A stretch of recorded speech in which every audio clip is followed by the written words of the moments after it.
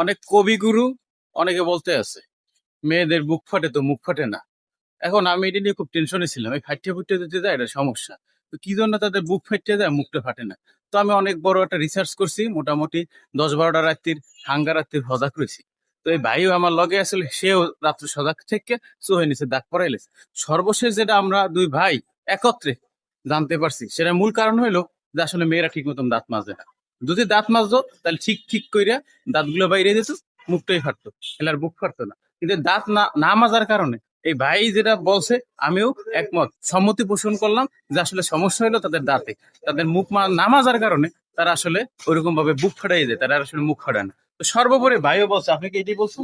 উনি ওইটাই বলছে যে বুক ফাটে এই একটা কারণে যে দাঁত ঠিকভাবে ব্রাশ করে না। তো আমি তাদেরকে বলতেছি যে কয়লা ব্যবহার করবেন, পর্যাপ্ত কয়লা ব্যবহার করবেন। কালো কালো কয়লা ব্যবহার করলে দাঁত পরিষ্কার হবে এবং আপনাদের মুখটা ফাটবে। আশা করি ব্যাপারটা কি ক্লিয়ার না ভেজাল আছে?